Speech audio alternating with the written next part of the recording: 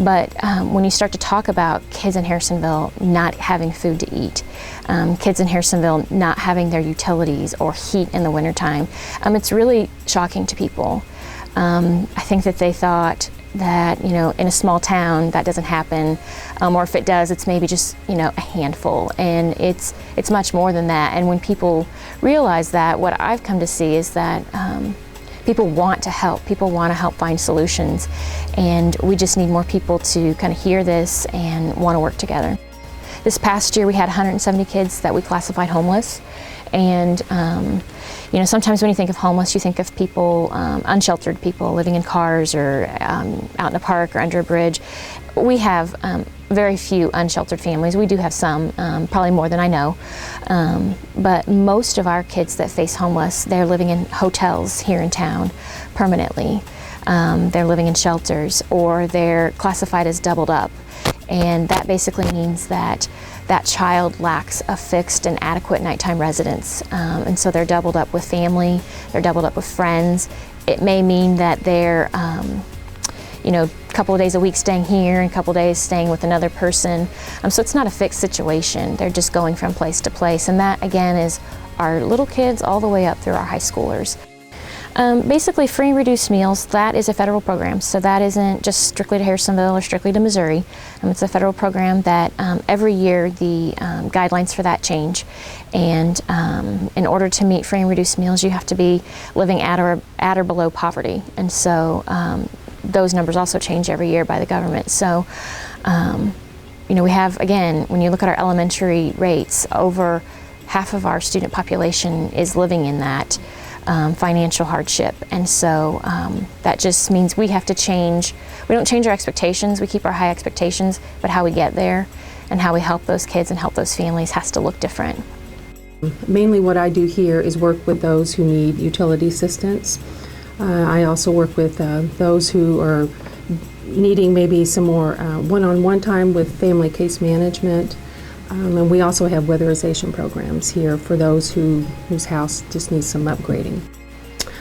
Well, I think sometimes when you're not directly involved working with low-income families, I think you stay in your own world. And I've seen that just with myself, but when you see the other side, it changes your opinions, and you may have some ideas of what a low income is, but I don't think you see all the struggles that on the other side that low income people have to deal with, and sometimes even the preconceived ideas about who low income people are and the judgments that I think sometimes all of us make about people who fall into that classification.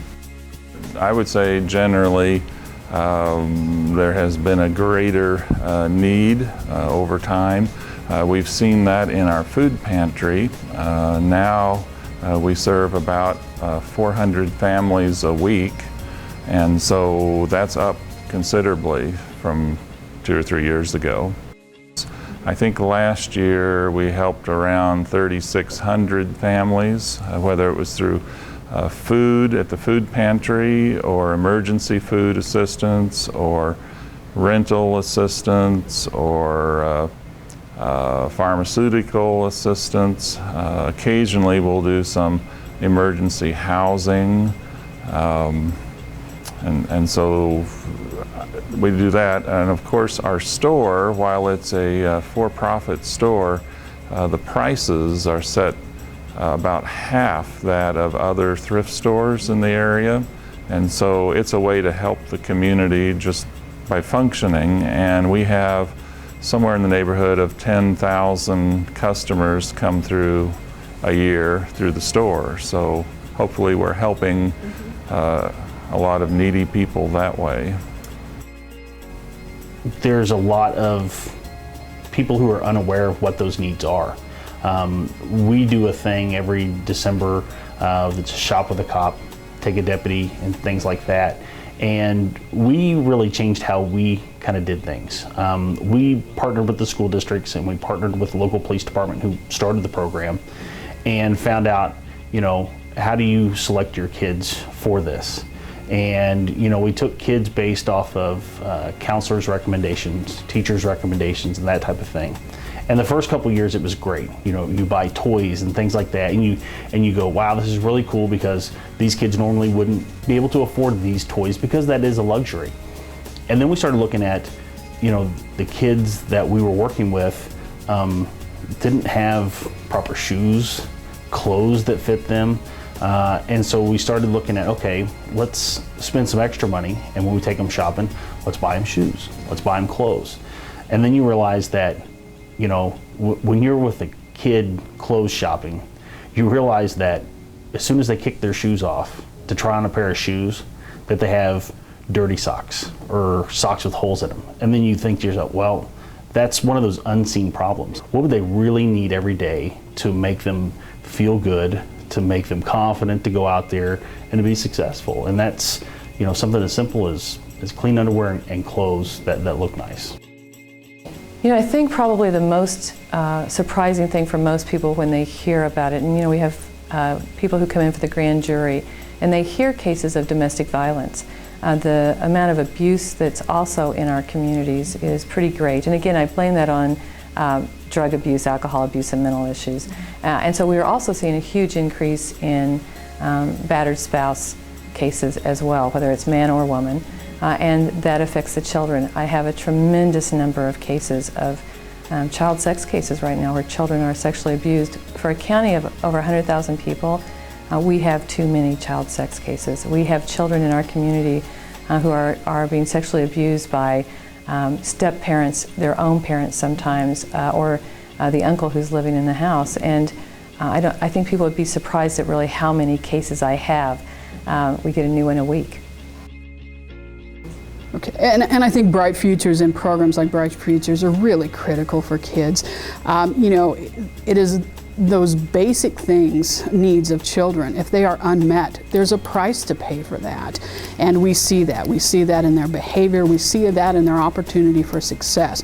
So fundamental things like having adequate food, shelter, and clothing is a critical need for kids. Well, I think probably the biggest surprise that I see when I go out and talk to different groups and in the community is just the volume of cases. Currently, you know, we are carrying a caseload in the Cass County office of about 340 child abuse and neglect related matters. And I think that's, and again, that's all of Cass County. That's not just specific to Harrisonville, but a significant portion of those children are actually from the Harrisonville School District. I think the other factor is just the number of cases, new cases that we get every year. We're now in the 280s of specifically child abuse cases. And you know, that's significant. So we've experienced some kids middle school age and up to high school, of course, that bounce around because sometimes their parents, for lack of better terms, turn them loose because they've got no way to support them. So the kids kind of have to fend for themselves. We see them sometimes bunking up, if you will, with families that are trying to help them, the couch surfing issue. Yeah, we see several kids like that.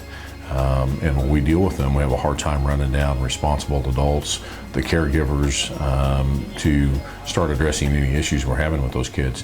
But yeah, we've seen that definitely several times with kids. You know, I think just emphasizing, people just are not aware of the need in this community. I think they would be shocked to know the backpack program, everything that goes on with that.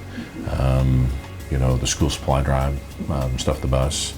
If people actually knew numbers, I think you'd probably get more people involved. You'd probably get a few more groups that would go, oh my gosh, I didn't realize that. Right. I think that turns into a pride issue.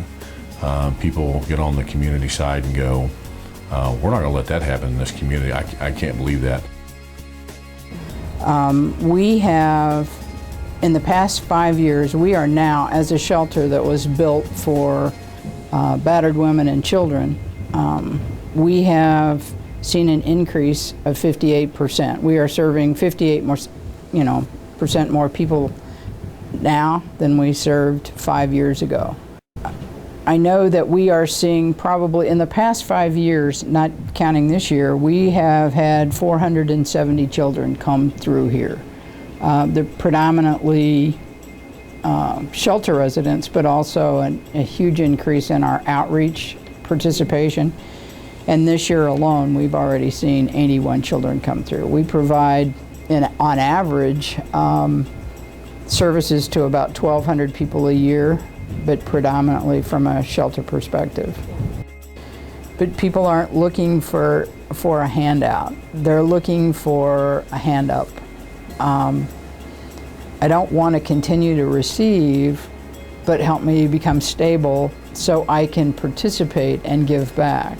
And I mean, I certainly don't have the answers. I wish we did, but I think there are areas that we can focus on as a community, and realizing that all of us, we're just as our organizations are just a rung on the step of their future ladders, and there are probably lots of options. It is getting our heads together, and I think across the board, and I think Bright Futures, us and every other organization that's working in this community, understand that basic needs have to be met first. People have to be housed, they have to be clothed, they have to be fed.